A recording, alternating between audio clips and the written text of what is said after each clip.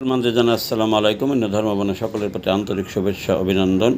আমি 18 সাল থেকে একা 21 সাল থেকে সাথীদের নিয়ে দেশের বিভিন্ন এলাকায় ঘোরার কারণে অনেকের সাথে আমার পরিচিত হয়। অনেক এমপির তেলবাজ নেতার তেলবাজ চামচা, তারা 5ই আগস্টের পরে কেউ বিএনপি, কেউ শিবির, কেউ এনসিপিতে তারা যায়। তারা অনেকে আমাকে যখন আমার নাতিরা স্লোগান দিত নৌকা কবির মুন্সি আইডিতে যে শেখ হাসিনা বীরের বেশে আসবে ফিরে বাংলাদেশে, তখন আমাকে অনেকে মেসেঞ্জারে অনেকভাবে কল দিত। কল দিয়ে আমাকে বিভিন্ন কথাবার্তা বলতো যে আপনার মতো পাগলরাই বলে শেখ হাসিনা আসবে।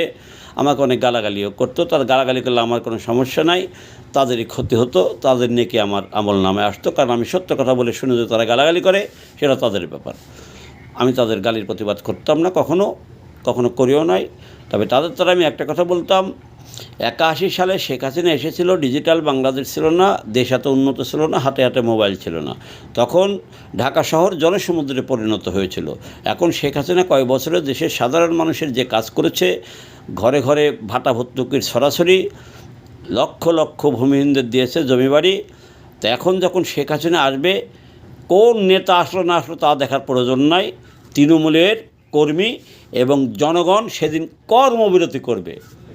ঢাকা শহর সেদিন জনতার মহাসাগরে পরিণত হবে। জয় বাংলা ধ্বনিতে ঢাকা শহরে ভূমিকম্প হবে। তা তোমাদের ওইসব চিন্তা করার প্রয়োজন নয়। তোমরা অতীতে আওয়ামী লীগের নেতাদের তেলবাজি করে খেয়েছো। এখন কেউ এনসিপি, বিএনপি, কেউ শিবির হয়েছ। তোমরা এই কয় মাসে শেখ হাসিনা সাজানো গোছানো বাংলাদেশ ভাঙ্গাদেশ বানিয়েছ, অনেকের ক্ষতি করেছ। সেই ক্ষতির হিসাব তোমরা কীভাবে দেবে, তোমরা সেই চিন্তা ভাবনা করো। শেখ হাসিনা কীভাবে আসবে সে চিন্তা করতে তোমাদের প্রয়োজন নাই। ভারত বাংলাদেশ পাশাপাশি ভাই ভাই। আমাদের নেতারা ভারতে পালিয়েছে, পাকিস্তানের সাথে বর্ডার নাই, তোমরা পালাবে কোথায়? তোমাদের যেসব গুরুরা আছে তারা পালাবে কোথায়? পালানোর কোনো জায়গা নাই। তাই তোমরা সেই চিন্তা করো, তোমাদের হিসাব করায় গণ্ডায় নেওয়া হবে। তোমরা হিসাব কিভাবে দেবে সেই চিন্তা করো।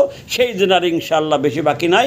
সৃষ্টিকর্তার ইচ্ছায় তৃণমূলের কর্মী এবং জনগণের ওসিলায় ইনশাআল্লাহ অল্প দিনেই সে সুদিন আসতেছে।